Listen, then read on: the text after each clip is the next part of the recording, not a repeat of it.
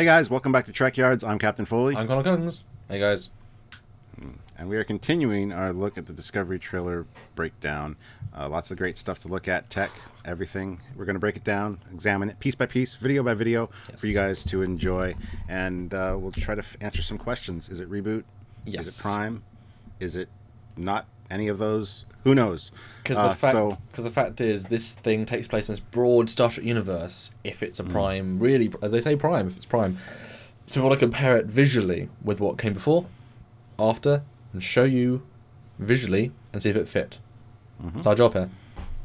Yeah, and Samuel did a great job of putting together some charts and things so we can compare timelines and pictures and awesome stuff. So, what are we doing today, Samuel? Transporters, the classic effect, and we're going to look at them first in chronological order of the effect in canon, not design, but canon. So, what's the first picture, Joe? The first picture's an odd one. This is from Star Trek Beyond. This is the Franklin's transporter, which we know was designed for cargo. And if you've watched our transporter episode, you know that cargo transporters are much different quantum levelly than ones that can transport people.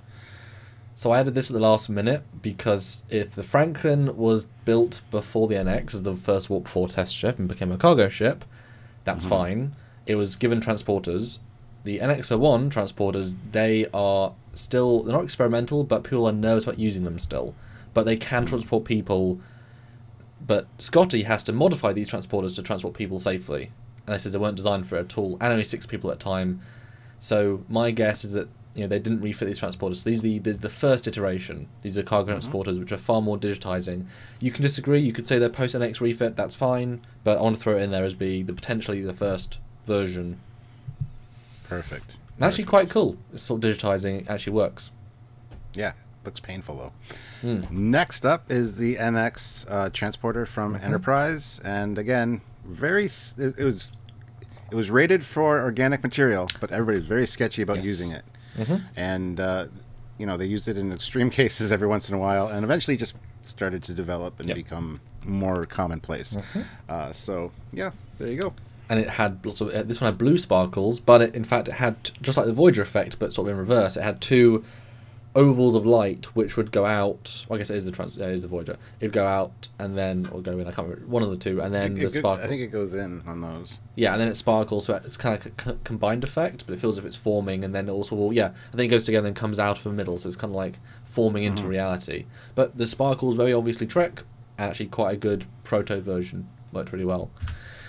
Then we get to the Cage era, which is the yellow sparkles have appeared. Huzzah! This is the Cage era. We've moved 100 years. All is right with the world. Indeed, indeed. Next up is the one we're talking about, really, Star Trek Discovery. This is more of it kind of combines almost like a Klingon-style transporter from the movies that we see with a digitizing grid-like pattern on the people.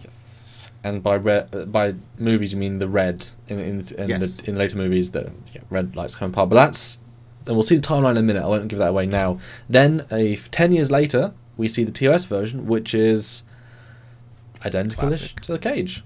Yeah, there we go. Not much to say. That's transporters. Next up, this is from Star Trek: The Motion Picture. It's kind of got a more column-like look, the pads on the top and bottom are connected, and there's like a force field containing everything, and then you got the sparkly coalescence in the middle. This is a really bad picture because they're dying, but that's okay. It does work. It is good tech. Trust us. Yes, although not exactly a good evolution, and it doesn't really reflect before or after except the sparkles. But they had budgets, so they made it more. They really drew out that scene of didn't they? Yeah. I wasn't super impressed with that effect anyway. So the next one, though, is Star Trek 2. They've now lost the main sparkles and have small sparkles with now moving sort of sides of light, both in the vertical and the horizontal. Quite nice, quite visually good, but again, bit more movie-like, I suppose, than the fuzzies. Those, yeah. And next up is Star Trek 6. This is more of a side scan effect, and then the coalescing of the sparkles as well. So they've kind of lost the up and down one, and kept the side one. So There you go. So there is some evolution there.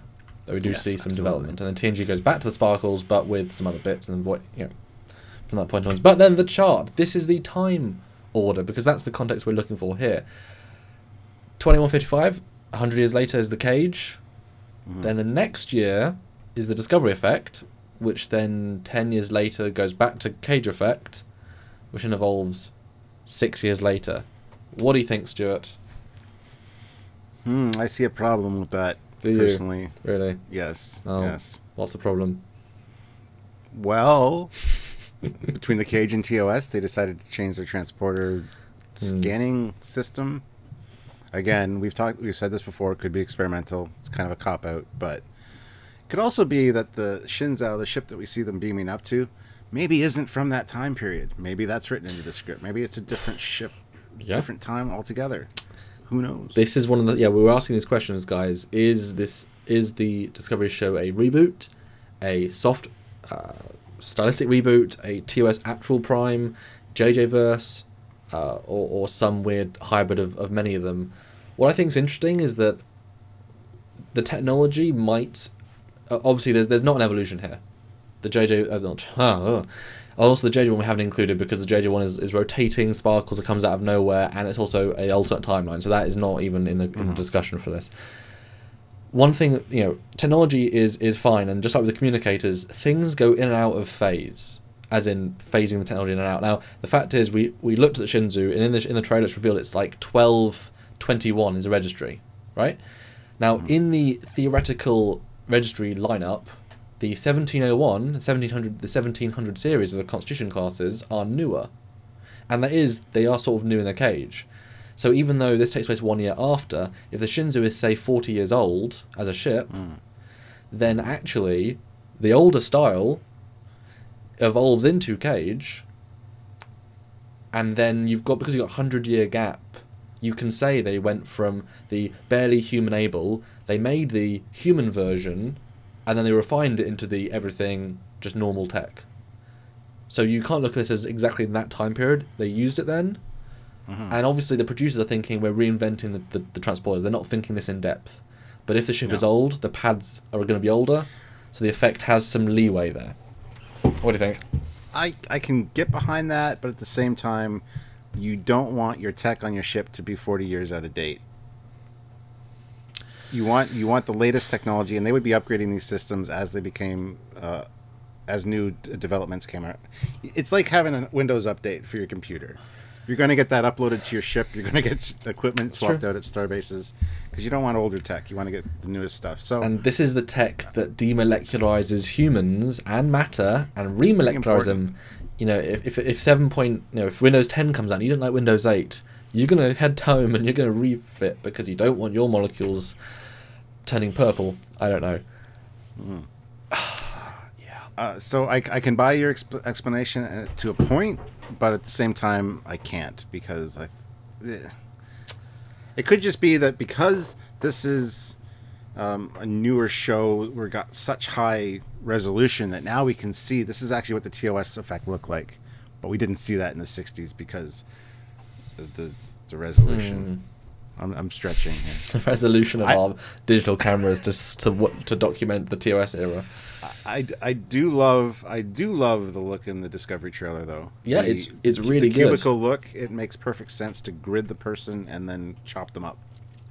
And the lines are just a nice reference to other Star Trek styles. I mean, it's actually a really nice visual, and it's not at all JJ, which is awesome because that was a terrible continuity style. Cool effect for any other franchise. Yeah, absolutely.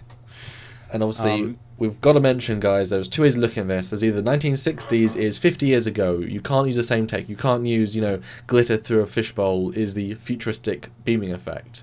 And therefore, used Alka-Seltzer and water. Yeah, close enough. You can't use that look because people nowadays would think, what on earth is that? Although Transporter, I think, is...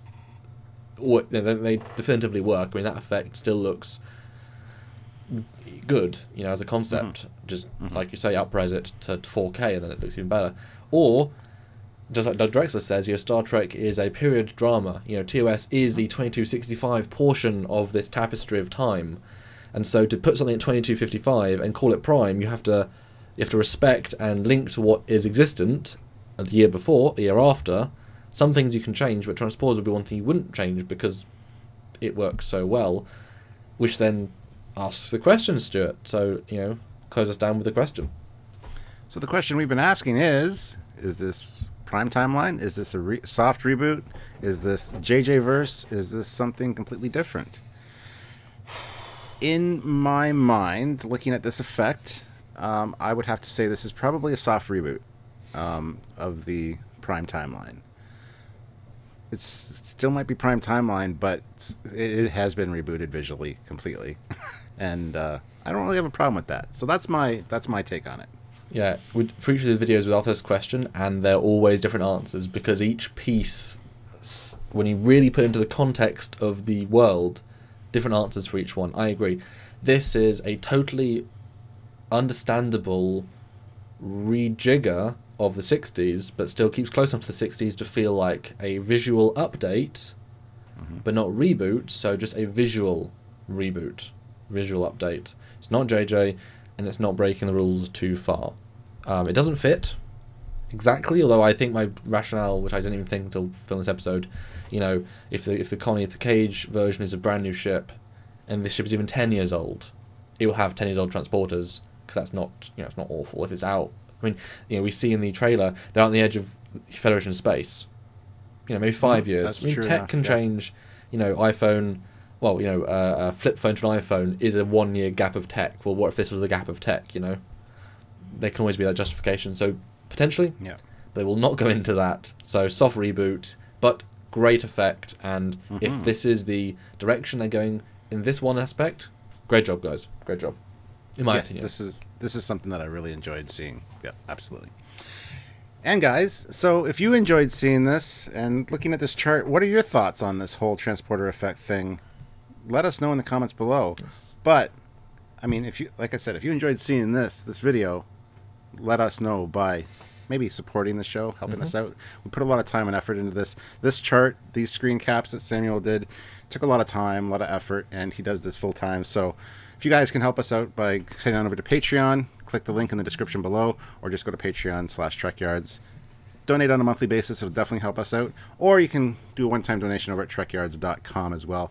It all helps us out and makes great content for you guys. There's a lot of discovery coming up, and we want to look at it all. So yeah, you guys can tell we're looking at all the little aspects. But guess what? You put it in context, it works really well. And if you think fans of Trek would be interested in knowing our analysis, and again, showing this visual continuity, then share this video out. Doesn't cost you a thing, but share out to the world of Trek any way you think people would like it. Hopefully they'll subscribe and look forward to all the other stuff we make, because we take this stuff seriously, but also creatively, and just want to put the information out there to you. We're analysing it, but make up your own mind. So until next time, and the next Discovery video, I am Commander Coggins. And I'm Captain Foley. I'll see you next time. Bye. I guess. Beam me up. But which effect? Pick. No. Oh. I want the new effect. No budget. Patreon. Bye, guys.